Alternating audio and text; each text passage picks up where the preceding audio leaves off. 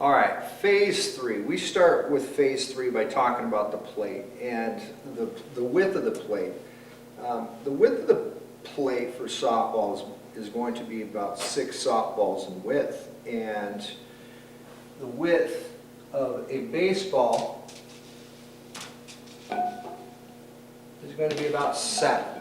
Now, we start with this principle, and at any given time with less than 2 strikes, we teach our players to anticipate. They have to guess the location. They're either looking middle in or middle out. That's where we start, number 1. So to define middle in, what we do is we just take these 2 pitches that are the furthest on the outside, and we take those out of the factor. Now what we're focusing on is anything over the heart of the plate plus the 2 really inside pitches. If we do that, then we're going to have much greater success hitting those pitches. If we're trying to cover the whole plate and cover from the outside and try to cover all the way in, players are going to go up and down. And this is really one of the biggest problems that most players have, is their plate approach. So for us, what we do, we talk about middle in or middle out, defined by this principle right here. So we're looking for 5 widths of baseball. Anything across the heart, anything to the inside half of the plate. So now that we have defined what we're looking for, so this drill, we're working middle in, we're going to start with the inside half of the plate. So we're going to cover the heart of the plate, plus we're going to cover the middle. And we go to the inside of bat for this. And the key principle with this drill is that as they go into their heel drop, they're already looking for that pitch. They're looking for a pitch that's middle in. They get the pitch that's middle in. I don't care if it's the top of their zone or the bottom. Anywhere from the top to the bottom is a green light. The key is, as they read that pitch, the tighter that pitch is to their body, the further their hitter's box has got to work around their body.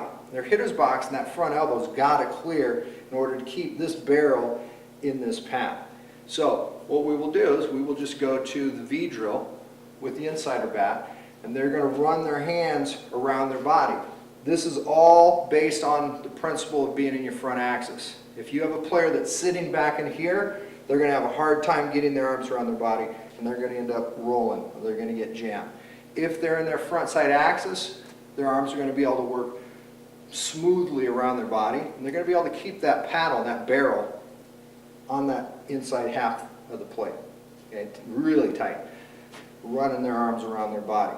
This insider bat will help them with that. And as we do this, we're going to put to the V, impact or power V drill. They're going to turn, push to their V, and their V should be to the field that they're hitting. Right? So if I'm pulling it, this is going to go to left field. Right?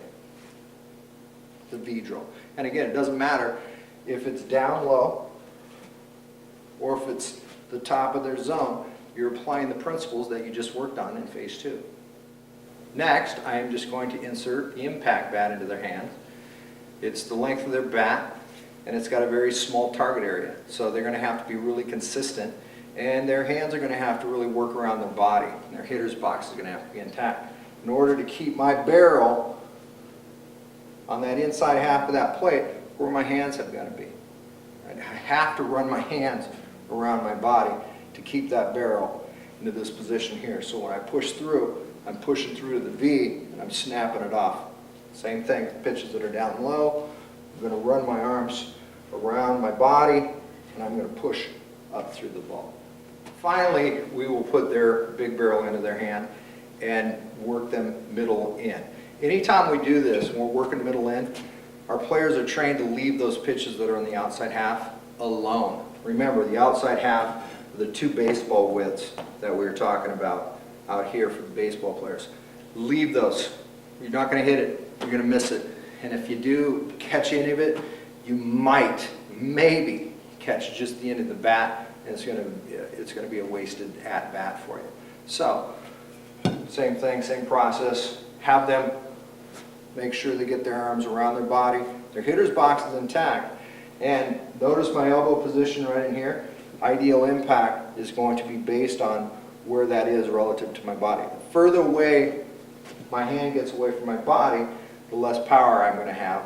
And the further you're away on an inside pitch, you're going to have problems because you're going to jam you up. You're going to take it off the handle. So make sure that the hitter's box gets around their body, barrel stays in the path, and they're not wrapping through the ball. You want to push up through it.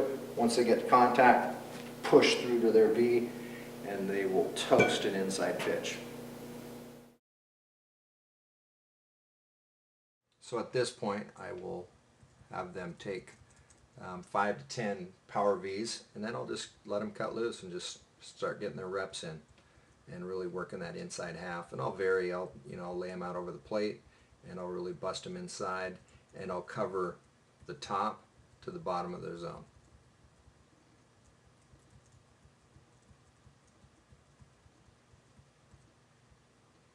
And again, you just keep looking for the same principles. Make sure that they have really solid mechanics all the way around, and just let them get their reps in.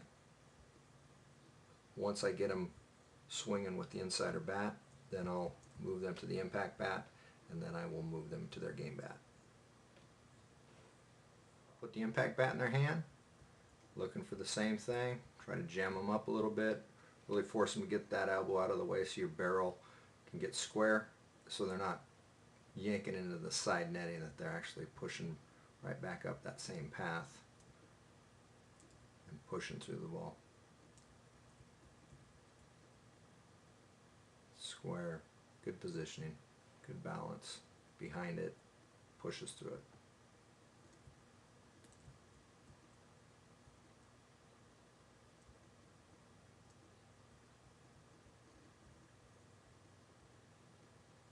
And finally, I will put the big barrel in their hand, and I will give them reps. And you'll see right here what we're using, actually using the wiffle ball machine. And I'll integrate the wiffle ball machine with live pitching as well. And you can see we're working on getting the box around her body, getting the barrel into the path of the ball, and then pushing through.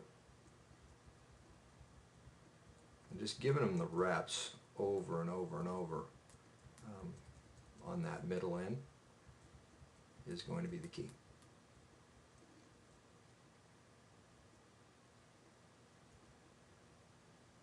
All right, there you have it, inside pitch.